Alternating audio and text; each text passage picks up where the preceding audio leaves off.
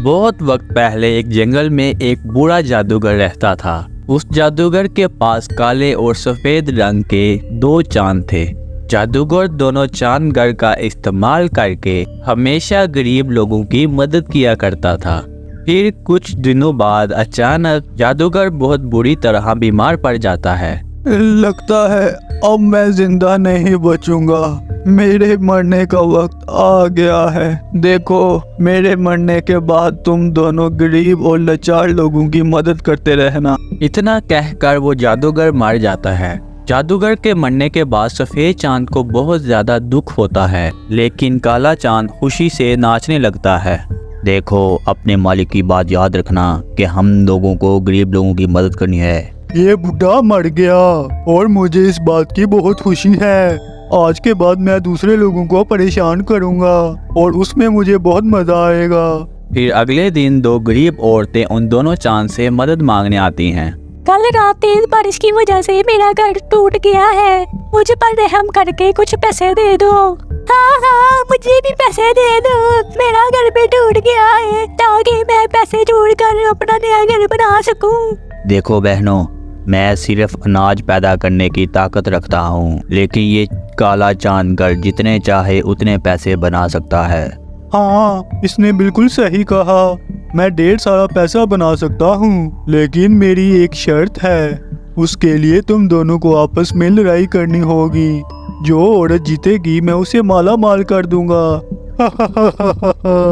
दोनों औरतों के सामने कोई भी रास्ता नहीं था, इसलिए वो काले चांद को खुश करने के लिए वो दोनों औरतें आपस में लड़ाई करने लगती हैं। हाँ, मेरे बाल, मेरी माँ, मैं मर गई। हाय, मेरी टांग टूट गई, मुझे बहुत दर्द हो रहा है। दोनों औरतों को लड़ाई करता देखकर वो काला चांद बहुत खुश होता है। देखो, ये सब गलत बात है। तुम क्यों इन गरीब औरतों की मजबूरी का फायदा उठा रहे हो? मैं बहुत बुरा बन गया हूँ। बुरे काम करके मुझे बहुत खुशी होती है। इसलिए तू अपनी बकवास बंद कर और मुझे अपनी लड़ाई का मजा लेने दे। देखते ही देखते वो औरतें बुरी तरह लड़कर जमीन पर गिर पड़ती हैं। अरे, तुम लोग तो जख्मी होकर जमीन पर गिर पड़ी। मुझे तो तुम दोनों का मजा नहीं आया, इसलिए मैं तुम दोनों को पैसे नहीं दूंगा। चलो यहाँ से दफा हो जाओ। काले चांद की बातों से वो दोनों औरतें बहुत दुखी हो जाती हैं। फिर वो वहाँ से जाने लगती हैं। सफ़ेद चांद ये देखकर उन पर रहम करता है और उनको बोरियां दे देता है। फिर वो दोनों औरतें सफ़ेद चांद का शुक्रिया अदा करके वहाँ से चले जाती हैं। फिर इस तरह कुछ दिन बीत जाते हैं।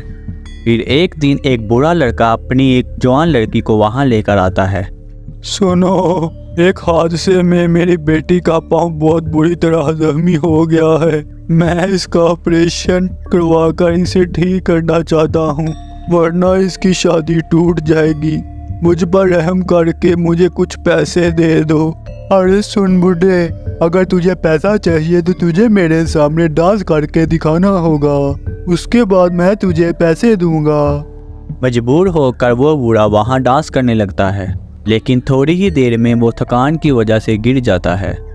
सुन लड़की, तेरे बाप को तो सही तरह डांस करने नहीं आता, इसलिए मैं तुझे पैसे नहीं दूंगा। चल, अपने बाप को उठा और निकल जा यहाँ से। तुम बहुत बुरे हो। एक दिन देख लेना, तुम्हें अपने कामों की जरूर सजा मिलेगी। इसके बाद वो लड़की अपने बाप के साथ वहाँ से चले जाती है। इस तरह कुछ दिन बीत जाते हैं। फिर एक दिन जंगल के पास वाले गांव में बहुत ज़्यादा जलजला आता है, जिसकी वजह से लोगों के घर टूट फूट का शिकार हो जाते हैं।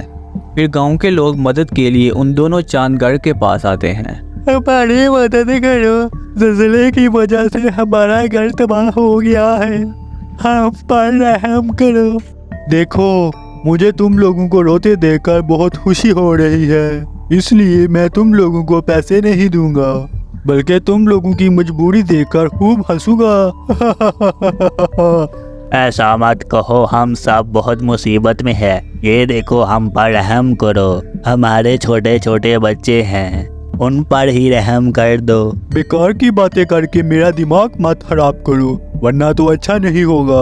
ये काला चांद बहुत बुरा है, ये कभी किसी की मदद नहीं करता। तुम लोग बेकार में इससे बहस मत करो। देखो, मैं तुम लोगों को पैसे तो नहीं दे सकता, लेकिन बहुत सारा इनाज दे सकता हूँ, जिसकी वजह से तुम लोगों की भूख मिट जाएगी। उसके बाद सफ़ेद चांद घर का दरवाज़ा खुल जाता है और गाँव वाले सब अंदर जाकर अनाज की बोरियाँ ले लेते हैं।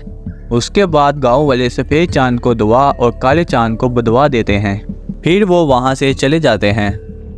एक दिन जंगल में तेज़ तूफान आता है, जिसकी वजह से वो दोनों चांद अपनी जगह से हिलकर पहाड़ी की चोटी पर पहुंच जाते हैं। फिर वो दोनों चांद अपनी पूरी ताकत लगाकर अपने आप को गिरने से बचाते हैं। तभी वहां पर गांव वालों के कुछ लोगों की नज़र उन दोनों चांद पर पड़ती है।